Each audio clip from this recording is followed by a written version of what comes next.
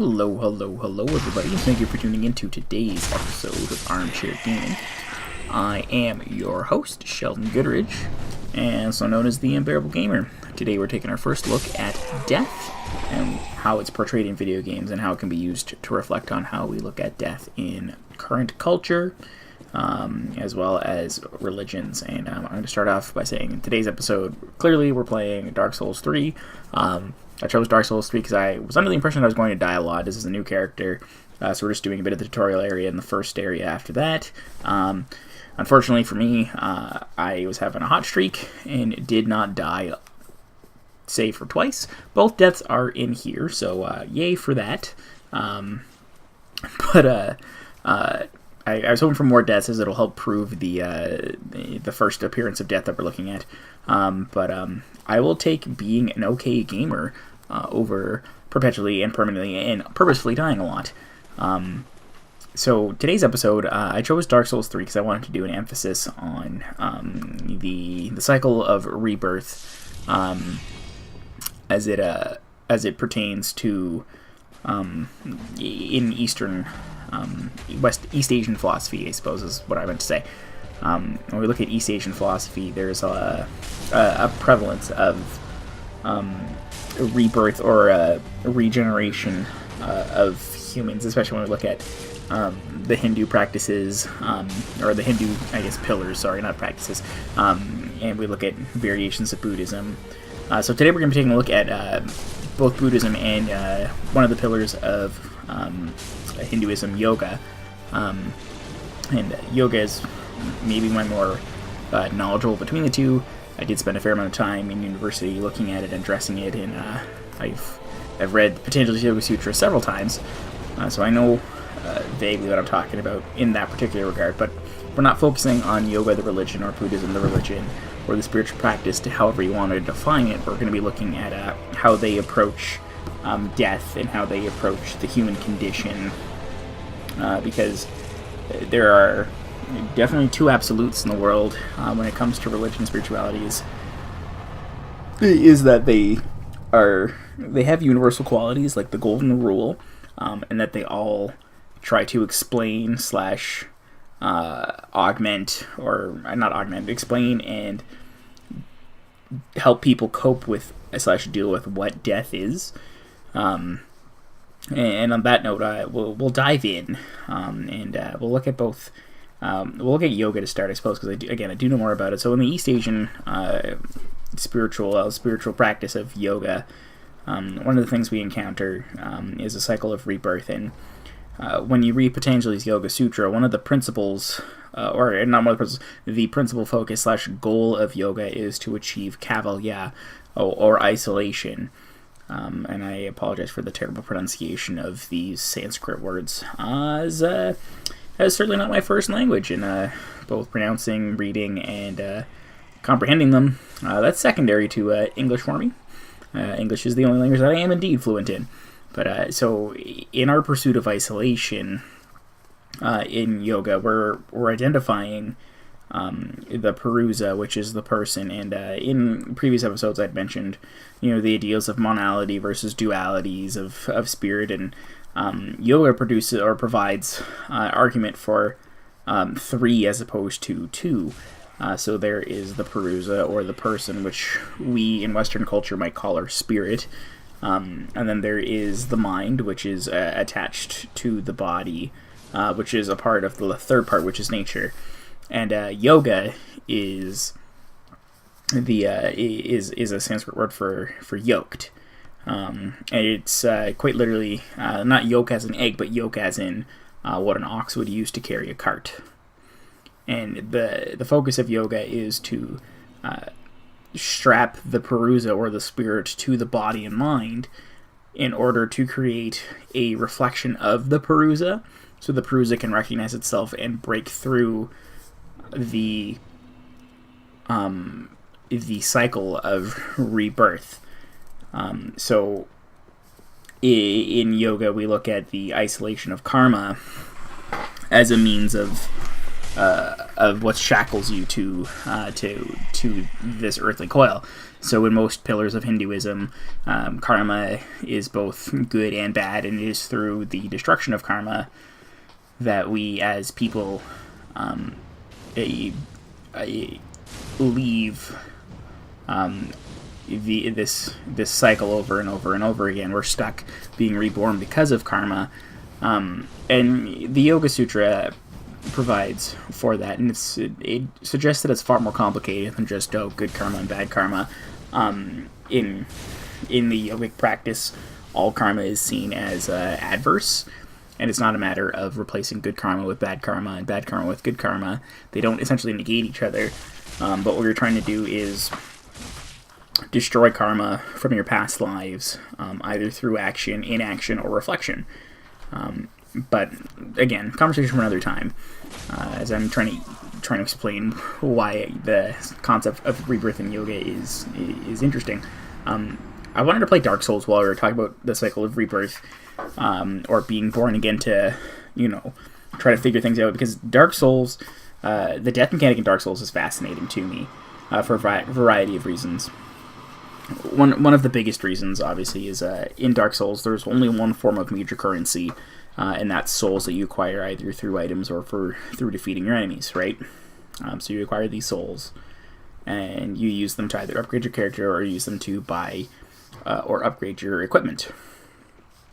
And when you die, you leave behind a glowing green pond or orb that has all of your orbs in it. And if you die before you get to retrieve those orbs, you lose those orbs forever. So I think there's a unique case for rebirth in Dark Souls, and certainly other games have, but I think the Dark Souls mechanism did it the best. Or the Dark Souls franchise did it the best using this particular mechanism, because you're forced into this kind of evolution of reincarnation over and over and over again, where you have to retrace your steps and learn what you were doing in an attempt to get better at it. And if you fail to learn from the mistakes, you risk losing everything. So the risk-reward system that's presented in Dark Souls, I think, makes a pretty strong case for looking at reincarnation, because when you look at the yogic principle of reincarnation and samskaras, which are karmic baggage, they're demonstrated as if they were life lessons, right? What you did in your past lives are unknown to you, and that's a big problem with the argument for reincarnation. Is if you get to live all these lives, why is it you don't have access to your past memories? And in the Yoga Sutra, potentially argues that you can access them through concentrated meditation. It's possible to reflect on your past lives and to see how it is that you died and how it is that you lived, so you can learn from them to be better in this life. So to go back to the Yoga Sutra, to go back to yoga, when you're reading the Yoga Sutra, potentially the quote-unquote original author of the Yoga Sutra, he used it as it's a prescription for how to live, but also in how to achieve Kavalia isolation, which he believed was the ultimate goal of being human, or being a Purusa, and potentially would go on to argue that Purusas exist in all living things. So, animals and insects and trees they all have Purusas attached to them, and they're all trying to, as a method to, as they're all attempting to make nature reflect its morally perfect self. And much like in this game, as you become more competent in this game, you are able to progress further and further until you can beat the game. And I've chosen to do a new character and just kind of go through the tutorial area and the intro area, because I didn't want to cause any spoilers for people who haven't played this game, but are thinking about it. I highly recommend the Dark Souls series, Demon Souls as well, even Bloodborne. Bloodborne's an amazing game. They film it with great anxiety, which is, if you tune into any of the streams, you'll notice that when I play these games, there's a lot of jumping and muttering and talking to myself, because I'm not good at these games. So this hot streak that I went on in this particular recording, actually, it's a bummer that I don't die as often as I would have liked for this recording, but I'm happy that I am not nearly as bad as I thought I was at this game. But that's an aside. So I think Bloodborne and Dark Souls and Demon Souls, they do a really good job of highlighting the principles of reincarnation and rebirth, because it's when we look at video games on the whole, if you get like the game over screen or the you're dead screen, and there's no, that the consequence is just you've lost all that progress that you made between save points or between points in the game,